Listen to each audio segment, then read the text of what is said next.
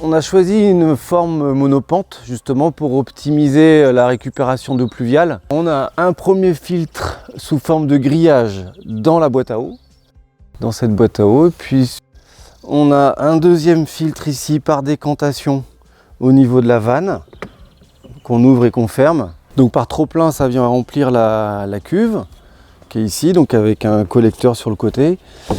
On a également une ouverture par le dessus pour remplir la cuve si besoin via le réseau.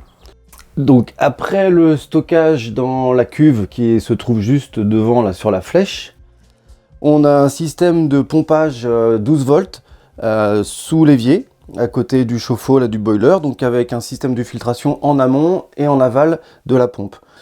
Et ensuite, du coup, il y a une réinjection dans la Tiny en passant soit en direct si on est connecté sur le réseau, parce qu'on peut être connecté sur le réseau, soit en passant par un système de filtre en 25 et 50 microns. Quand on ouvre les robinets, voilà, on entend la pompe 12 volts qui se met en action pour pouvoir mettre sous pression justement tout le système de plomberie dans la Tiny.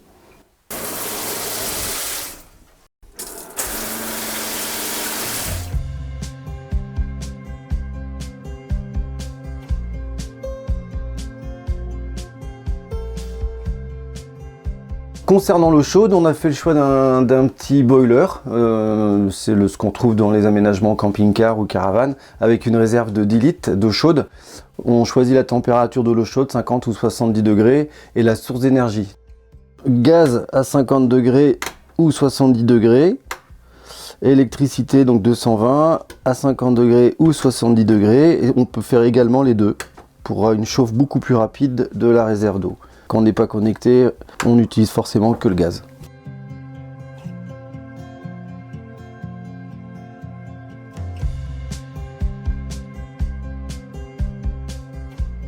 Une Tiny autonome, c'est comme dans n'importe quelle maison. À part ici, on peut pas être sur des plaques à induction électrique. On va être sur des plaques de gaz tout simplement, ou voir le poêle à bois aussi, puisque ce poêle à bois permet de chauffer de l'eau ou mettre des petits plats à mitonner ou réchauffer une choupe sur la partie supérieure du poêle, tout en se chauffant bien entendu avec un minimum de bois en fait, puisque la consommation est vraiment minime. Et puis l'inertie de ce poêle est intéressant puisqu'il tient entre 5 et 8 heures en fonction des essences de bois qu'on va mettre dedans, Et l'encombrement de ce poêle aussi, qui est intéressant puisqu'on est sur des micro-poêles en fait de 30 cm de largeur et de profondeur.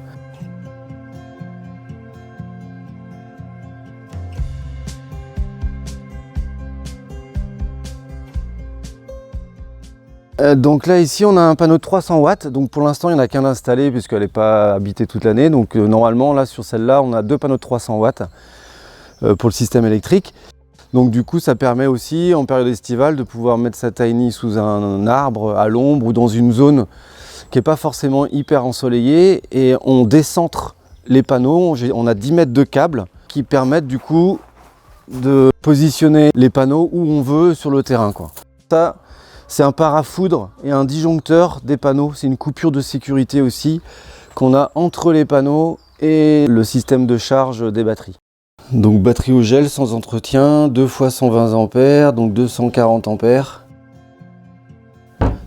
L'onduleur hybride, c'est un seul boîtier qui va faire la totalité de la gestion électrique de la Tiny. Et la gestion de la charge des batteries, la gestion de la source d'énergie. Et la puissance est un petit peu plus importante puisqu'on peut aller jusqu'à 5 kW, en fait, 5000 watts de puissance instantanée avec ce type d'onduleur hybride, en fonction du parc à batterie et de la quantité de panneaux qu'on peut installer, La conception de nos Tiny là, à l'atelier bois d'ici, on essaye de privilégier au maximum le bioclimatisme. C'est simplement orienter sa maison pour profiter de l'apport calorique du soleil, tout simplement, Que ça soit en termes de chaleur l'hiver, mais en termes aussi de luminosité. La plus grande façade, elle va être orientée sud et elle va être au maximum vitrée. Et ensuite, on a un espace de vie qui va permettre de pouvoir avoir l'ensoleillement du matin jusqu'au soir.